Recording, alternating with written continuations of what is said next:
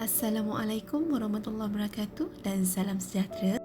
Hari ini cikgu akan fokuskan kertas 2, bahagian A, soalan 2, sintaksis. Cikgu akan mulakan dengan subjek dan predikat. Subjek terdiri daripada frasa nama yang terbentuk daripada unsur berikut. Yang pertama, subjek ayat yang terbentuk daripada kata nama. Sebagai contoh, ayat sungai ini sangat dalam. Yang berwarna merah, sungai ini ialah subjek untuk kata nama am.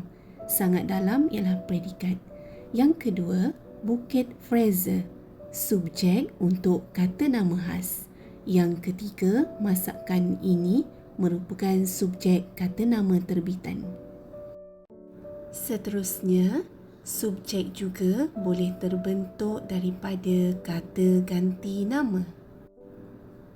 Yang pertama, kita boleh lihat kata ganti nama orang, iaitu kata ganti nama diri pertama, kata ganti nama diri kedua dan kata ganti nama diri ketiga. Contohnya, kami pelajar tingkatan 5. Kami ialah kata ganti nama diri pertama. Awak boleh tinggal di sini. Awak merupakan subjek kata ganti nama diri kedua. Seterusnya, beliau. Beliau merupakan subjek kata ganti nama ketiga. Yang berwarna merah merupakan subjek, yang berwarna hitam merupakan predikat. Ini, itu merupakan subjek untuk kata ganti nama tunjuk. Seterusnya, kita lihat subjek daripada kata kerja. Ayat pertama, bersenam menyihatkan badan. Bersenam merupakan kata kerja yang dijadikan subjek. Ayat kedua, melukis menjadi kegemarannya. Melukis ialah subjek kata kerja. Ayat ketiga, berternak ayam merupakan subjek kata kerja. Seterusnya, kita lihat pula subjek daripada kata adjektif. Ayat pertama, merah melambangkan keberanian. Merah merupakan subjek daripada kata adjektif. Lemah lembut sifat orang timur. Lemah lembut merupakan kata adjektif. Seterusnya, kita lihat pula binaan predikat daripada frasa nama. Perkataan yang cikgu warnakan merah merupakan predikat ayat. Ayat pertama, predikat ialah murid saya yang terbentuk daripada kata nama am. Ayat kedua, pengarah pendidikan negeri, predikat yang terbentuk daripada kata nama khas. Dan ayat ketiga, hanya alasan, terbentuk daripada kata nama terbitan. Seterusnya, predikat daripada frasa kerja. Ayat pertama, orang itu ketawa.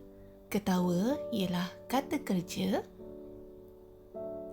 Ayat kedua, mereka bersenam setiap hari. Predikatnya bersenam setiap hari. Bersenam kata kerja. Ayat ketiga, predikatnya ialah hendak pulang segera. Pulang ialah kata kerja. Seterusnya, predikat yang terdiri daripada frasa adjektif. Ayat pertama, buku harian ayah tebal. Tebal merupakan predikat yang terdiri daripada kata adjektif. Pelajar itu sangat pandai. Sangat pandai ialah kata adjektif. Rumput di tepi kolam itu hijau-hijau. Hijau-hijau ialah kata adjektif. Seterusnya, kita lihat pula predikat yang terdiri daripada frasa sendi nama. Ayat pertama, adik saya di rumah. Di rumah ialah predikat yang menggunakan kata sendi nama di. Ayat kedua, hadiah ini untuk ayah. Predikat Untuk ayah yang menggunakan kata seni nama untuk. Ayat ketiga, arahan itu kepada semua pekerja. Predikatnya menggunakan kata seni nama kepada. Seterusnya kita lihat pola ayat. Pola ayat ada 4. Yang pertama, frasa nama tambah frasa nama ataupun disebut juga sebagai FN tambah FN. Yang kedua, frasa nama tambah frasa kerja, FN tambah FK. Yang ketiga, frasa nama tambah frasa adjektif, FN tambah FA. Dan yang keempat, frasa nama tambah frasa seni nama, FN tambah FS. Kita lihat contoh ayat. Ayat pertama, bapa budak itu ialah subjek, guru sekolah agama merupakan predikat. Subjeknya ialah frasa nama, predikatnya ialah frasa nama, iaitu ada perkataan guru.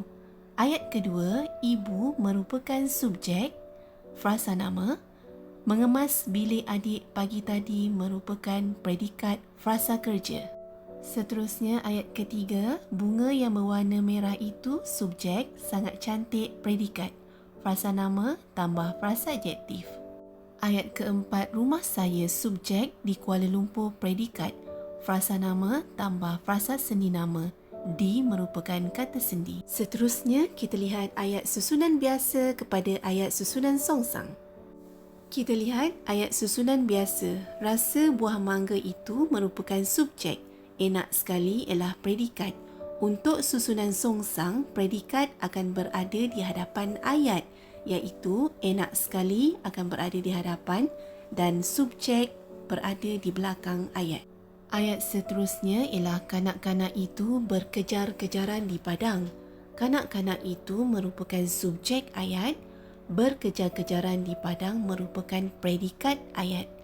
Kita kekalkan kata keterangan di belakang untuk ayat susunan songsang dan untuk ayat ini, frasa kerja kita bawa ke hadapan.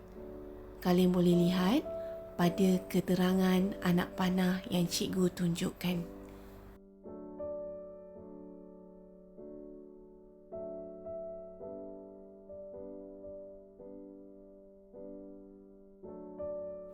Seterusnya, kita akan lihat ayat aktif dan ayat pasif.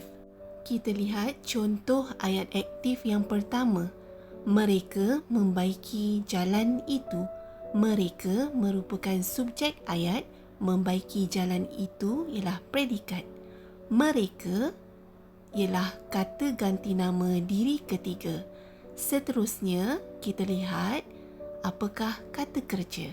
Kata kerja ialah membaiki dan diikuti dengan objek jalan itu.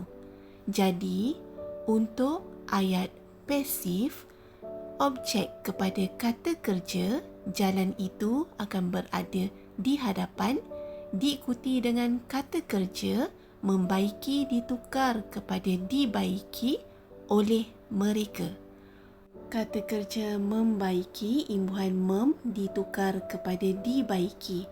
Imbuhan di untuk ayat pasif.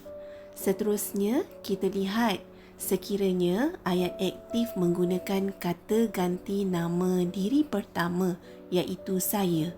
Saya membaiki jalan itu. Jadi, untuk ayat pasif, jalan itu saya baiki tanpa ada imbuhan di. Ayat aktif seterusnya ialah saya sudah menyelesaikan kerja itu semalam. Saya, subjek kata ganti nama diri pertama, sudah menyelesaikan kerja itu semalam merupakan predikat. Cikgu palangkan untuk semalam iaitu kata keterangan. Untuk ayat pasif, kerja itu kita bawa ke hadapan, diikuti dengan sudah, seterusnya kata ganti nama diri pertama saya, diikuti kata kerja selesaikan tanpa imbuhan di dan kekalkan keterangan di belakang. Sekiranya ayat aktif menggunakan subjek kata ganti nama diri ketiga, iaitu mereka, ayat pasifnya akan menjadi kerja itu sudah diselesaikan oleh mereka semalam. Seterusnya, kalian boleh lihat soalan 2 sintaksis. Baca petikan di bawah dengan teliti, tukarkan ayat bersusunan biasa yang bergaris kepada ayat bersusunan songsang tanpa mengubah maksud asalnya. Kalian boleh lihat ada 3 ayat yang bergaris. Ayat pertama, sebelum hukuman dikenakan, subjek. Setiap kes mestilah disiasat puncanya terlebih dahulu. Itu ialah predikat. Cikgu ada penggalkan untuk pembahagian subjek dan predikat. Ayat kedua, masa depan negara subjek amat bergantung pada kejayaan dan kemantapan sistem pendidikan ialah predikat. Ayat ketiga, akan tercapailah hasrat negara subjek untuk melahirkan insan yang seimbang dan harmonis, predikat. Seterusnya, kalian boleh melihat teknik menulis jawapan. Pastikan kalian tulis soalan 2, ayat bersusunan songsang dan tulis 3 ayat susunan songsang yang telah ditukar daripada ayat susunan biasa. Contoh soalan kedua, berdasarkan petikan di bawah, kenal pasti dan tulis subjek dan predikat yang lengkap bagi 3 ayat yang anda pilih seperti berikut. Subjek, predikat dan anda akan senaraikan. Dalam ayat petikan yang diberikan tidak ada digariskan ayat-ayat tertentu. Jadi anda perlu memilih ayat dan menentukan subjek dan predikat untuk ditulis sebagai jawapan. Cikgu ada buat kurungan untuk ayat-ayat dan penggalan untuk subjek dan predikat. Kalian akan memindahkan ayat yang dipilih untuk senaraikan subjek dan predikat.